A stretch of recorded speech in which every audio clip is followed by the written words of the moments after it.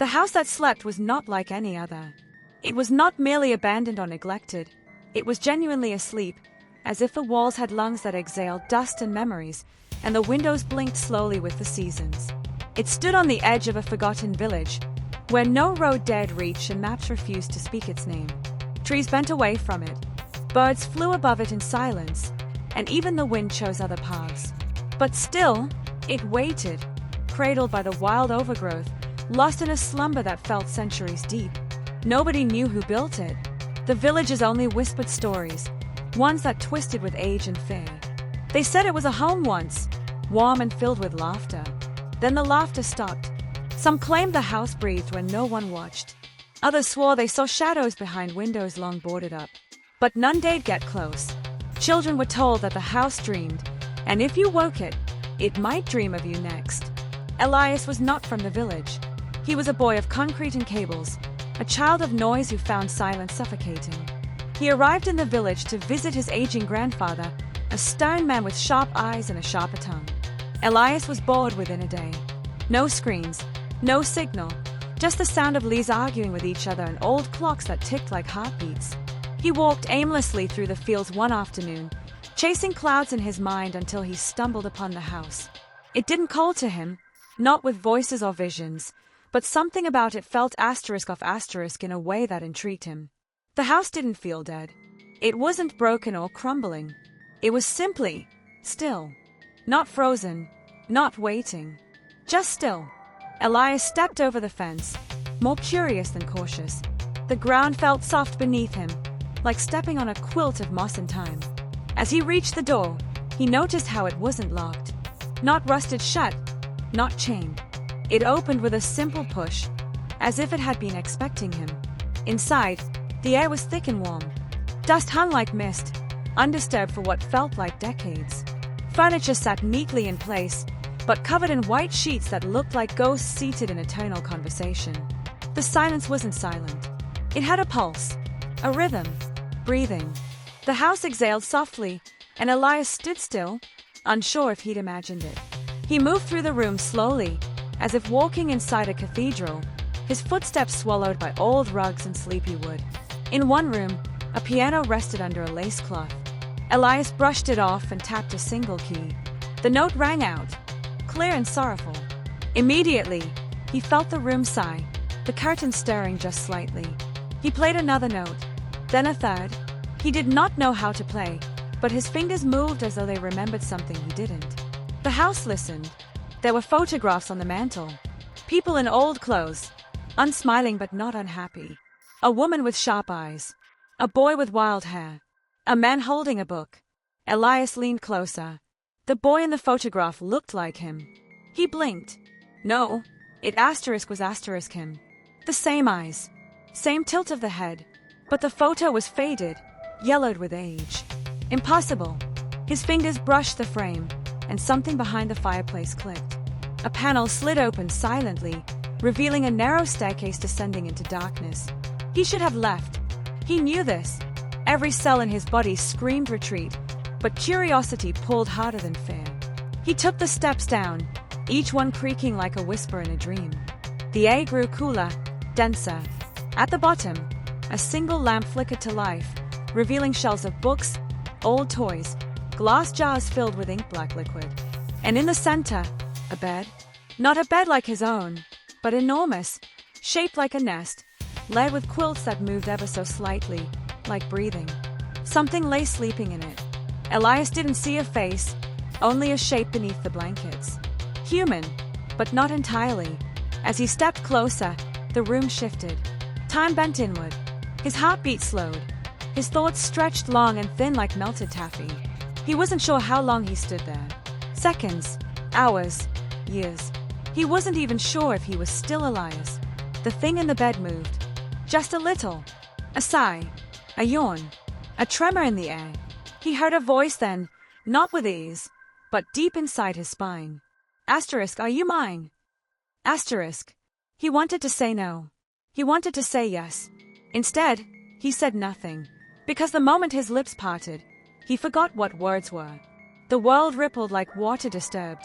He turned, fled up the stairs, but the steps stretched like rubber. The faster he ran, the farther the top seemed. And then suddenly, he was out. Back in the room. Dustless now. Curtains dancing in sunlight. Music playing softly from the piano, though he was not touching it.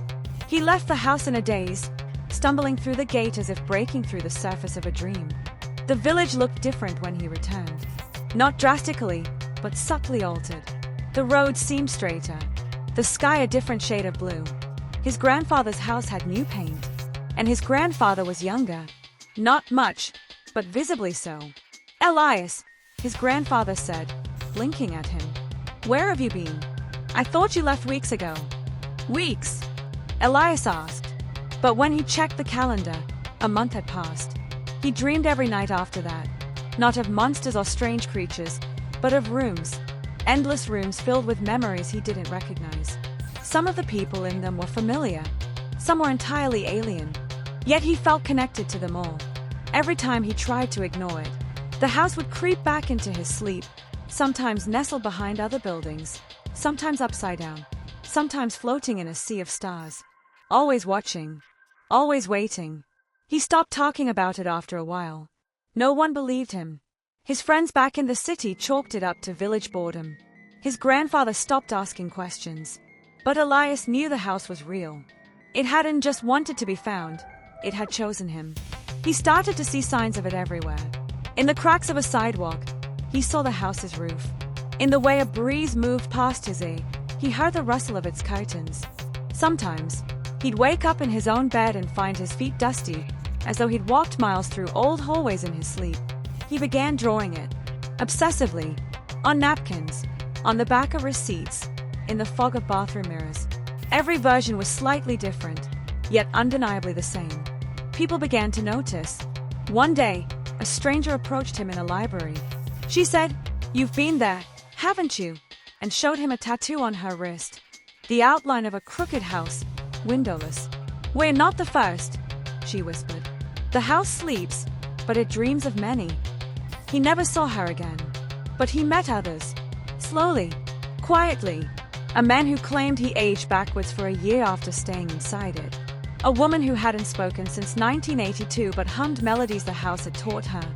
A child who remembered every lifetime she had ever lived, 23 of them, and swore they had all ended in that same house. Some tried to return. Most never found it again. But Elias didn't have to search. The house was always near. Behind doors that shouldn't exist. Reflected in puddles without matching sky. In shadows cast by things no longer present. And still, it sleeps. Waiting. Dreaming. Breathing. Of course, here's the continuation of the story, seamlessly extending the tone and narrative of the original 2,000 words, bringing the total to approximately 4,000 words, still without chapters, headings, or a clear ending as you requested. Elias stopped trying to understand what was real. Time had become pliable, and meaning no longer lived in words alone. The world outside the house, the everyday world, was brittle, like a page ready to tear. He could still laugh, still eat, still go through the motions, but some part of him, his deepest part, was always tilted toward that house, listening. He tried to drown it out at first. Noise, light, crowds. He lived in the city again, surrounded himself with people, screens, obligations. He worked long hours, fell asleep with exhaustion and woke up with aching bones. But even in the busiest moments, the house was just behind the veil of his thoughts, waiting for his mind to wander, waiting for his guard to drop. Sometimes he caught its reflection in his coffee, the wooden panels shifting like breath under warm foam. Sometimes it knocked, softly, inside his chest. He met a girl. Her name was Hannah, and her laugh felt like the sound sunlight would make if it could. She grounded him. Or so he thought. She didn't believe in the house. Not truly. But she believed *him*, which was enough. At first, he told her everything. Not all at once, but in bursts, like pressure breaking through a dam. She didn't flinch. She just listened. And one day, without asking, she drew it. The house. From his descriptions, it was almost perfect. Except it had one more window. He stared at her sketch, heart heavy with something between awe and dread. That window wasn't there before. I didn't add it, she said. That night, he dreamed of the house again. It stood taller this time. The roof curved at strange angles. The window Hannah had drawn was glowing faintly, like an eye that had only just opened. He stood outside it, barefoot, the grass whispering in a tongue older than roots. Something was different. The house wasn't asleep anymore. Not fully. Inside, things had changed. The furniture had shifted. The piano was missing keys. Photographs on the wall now showed Elias in places he had never been. At a beach during a storm, standing beside a lake with a cracked sky overhead, holding a child with Hannah's eyes. Rooms rearranged themselves as he moved. Corridors twisted like corkscrews. Doors appeared and vanished at will. He was walking through memory, or perhaps the blueprint of one. He found a room he had never seen before. It was small, dim, filled with shelves stacked with hundreds of identical boxes, black, unlabeled. He opened one. Inside was a silver coin and a whisper. Asterisk, you left the door open. Asterisk, he opened another. A marble. A feather. A key that didn't fit anything in this world. Every object hummed with significance he couldn't place. As he opened more, the whisper grew louder. You left the door open. You let it out. You let asterisk yourself asterisk out. He woke up shaking. His apartment was cold, though the windows were closed.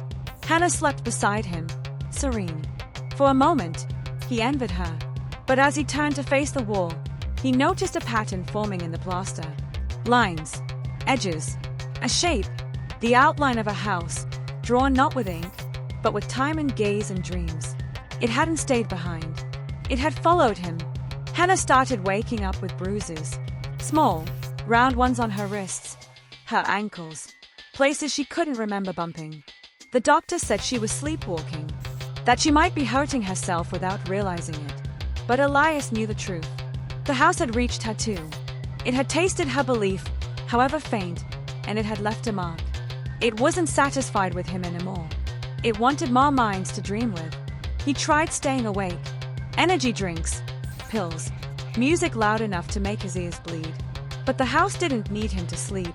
It found cracks in his waking hours, slipped in through the corners of mirrors, the spaces between seconds. Once, while walking to work, he blinked, and when he opened his eyes, he was in the basement again. The bed was empty, the blankets in disarray, as though something had finally gotten up. He screamed himself back into daylight. Others had started dreaming it too. Strangers on message boards. People writing about a house that moved through their dreams like a patient hunter. They described its breath, its rooms, the staircase that never stayed still. Some posted drawings eerily similar to Hannah's, even though none had seen his. One claimed the house could asterisk choose to be forgotten asterisk, slipping from your memory like a dream the moment you stopped looking at it. Another said they had gone blind in one eye, and all they saw now was a door, always closed, always waiting. The group grew. Some thought it was a shared hallucination, a mimetic virus, a trauma echo. But Elias knew better. He didn't know what the house asterisk was asterisk, but it wasn't just in their heads. It was real, even if reality had to bend to allow it. Then Hannah disappeared. One evening she kissed him goodbye before work. She was going to grab coffee first. She never came back. Her phone was found on a park bench, still warm. No signs of struggle. No witnesses. No leads. Elias tore through the city, calling her name in alleyways, under bridges, into the storm drains. He didn't sleep, not out of fear now, but in hope. He begged the house to show him, to take him back, to give her back. And it did. The next time he blinked, he stood in a hallway drenched in green light. The wallpaper peeled in fractal shapes. Footsteps echoed, not ahead of him, not behind, but asterisk inside asterisk him. The house wasn't watching anymore. It asterisk was asterisk him. Every creak of the floorboards matched his heartbeat. He followed the light, and it led him to a room filled with mirrors. Each one showed Hannah different versions. In one, she painted. In another, she danced. In another, she stood at a window, watching snow fall inside a burning room. Elias called out. Only one version turned to look. Her eyes were glassy, distant. She raised her hand, pressed it against the inside of the mirror. Asterisk, you left the door open, asterisk, she mouthed. He smashed the mirror. Blood. Glass. Nothing behind it but wall. The room began to shrink. The walls closing in like lungs exhaling. He screamed, but it came out in reverse. The world folded, crumpled, twisted, and then he was outside again, standing in the rain. Soaked. Alone. He knew she wasn't gone. Not really. She was inside now. Part of the dream. A memory sleeping in a house that remembered everything. He stopped resisting. He moved closer to it. Bought a cabin near the village. Waited for it to come. Left doors open. Slept without blankets. Learned the rhythms of its sleep. And finally, one night, he found the house again. Not in dreams. Not in mind. But standing before him, real as earth. Its windows open. Its breath warm. He stepped inside. It welcomed him. No fear. No hesitation. This time, he belonged star. The furniture turned slightly toward him. The air pulsed with slow recognition. The piano played a single note as he passed. A low, resonant sound that echoed like a bell underwater. He wandered freely. The rooms no longer shifted. They followed him. Mold to his pace. He spoke, and the house replied, not in words, but in movement. It wrapped him in a quiet understanding. He asked nothing. He expected nothing. But deep down, he wanted one thing. To find her. He returned to the basement, now deeper than before. The bed was gone. In its place, a door, wooden, ancient, carved with unfamiliar runes that twisted when stayed at too long. He touched the handle. It was warm, alive. It pulsed like a heartbeat. He opened it and stepped into silence. Not absence of sound, but a rich, thick silence, like velvet soaked in ink. Shapes moved ahead. Hallways that led to skies. Doors that opened to oceans. Rooms that whispered memories not yet lived. Time was meaningless here. Only feeling remained. Hope, regret, love, hunger. He wandered through it all. Searching. Always searching. And sometimes, just sometimes, he caught glimpses. A hand vanishing behind a corner. A laugh that echoed like hers. A flicker of her eyes in a reflection. The house wasn't hiding her. It was showing him what he needed to see. Preparing him. Because the house was more than walls and rooms. It was a gate. A vessel. A story that wrote itself with every footstep. It dreamed through others. Fed on memory, but offered something in return. Belonging. Purpose. Eternity. Elias understood now. He wasn't a visitor. He was part of the house. Always had been. He didn't remember building it. But perhaps he had. In another life. Or perhaps the house had built him, shaped his life around its orbit. Outside, people still searched for Hannah. And for him, some would find the house. Some already had. It no longer waited for dreams. It no longer slept. It had opened its eyes. And it was hungry. But it wasn't cruel. It didn't take without reason. It remembered every soul that entered, etched their essence into its floorboards. It made them part of the dream. They would never die, never fade, just drift, endlessly, through its infinite rooms. Elias walked deeper, and the house breathed, and the story continued. Of course. Here is the final 1,000-word continuation of the house that slept bringing the story to a full 5,000 words now with a proper ending mysterious, emotional, and in keeping with the surreal tone of the narrative. Elias no longer questioned how long he had wandered. The concept of time had peeled away, like dead bark from a tree. He moved through the house as one might drift through music, not walking, but flowing. It responded to his presence like a memory coming back into focus. The walls pulsed. The floors breathed. It was alive in the way forests were alive, vast, quiet, patient. He knew she was close. He passed through a room that smelled of rain. He stopped. Her scent, faint but certain. His pulse quickened. The room was empty, save for a chair made of bone and a mirror that did not reflect him. Instead, it showed a memory, Hannah brushing her hair by candlelight, humming a tune he never knew but instantly recognized. She paused, looked at the mirror. Not at him, *through him. Then the mirror turned black. He pressed his hand to the glass. It rippled. And then he was elsewhere. A garden stretched around him. Silent, silver, lit by a sky with no sun. The flowers here had no names, blooming and wilting in the same breath. Stone pathways twisted between columns shaped like people mid-screen. And at the center, a bench beneath a tree of glass. She sat there. Hannah. Not older. Not younger. Not changed. Simply, there. He approached slowly, breath caught in his throat. She looked up. Elias, she said, softly. Not surprised. Not shocked. Just relieved. He fell to his knees. You're here. I always was, she replied. They sat together. No tears. No drama. Just presence. His hand found hers. It was warm. I thought I lost you. You didn't lose me, she said. You followed me. You listened.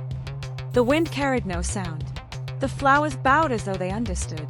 I don't understand this place, Elias said. Not really. Not even now. You're not meant to, she said. The house doesn't explain. It remembers. It offers. It keeps safe what the world forgets. He looked around at the strange garden. Safe. In its way. She turned to face him fully now. Her eyes were deeper than he remembered, like wells that knew too much. We don't have to leave, she said. Something in him twisted. We can leave. A long pause. Yes, she said. But only if we truly want to. Only if we're willing to forget. Forget what? This, she whispered, gesturing to the garden, to the air, to the feeling that bound them together. Each other. What we've become. The house never keeps what doesn't want to stay. But the price of leaving is memory. He felt it then, that quiet hum beneath everything. The house didn't trap. It invited. It offered safety at the cost of the world. Or the world at the cost of truth. Why did it choose us? He asked. It didn't, she said. We chose it.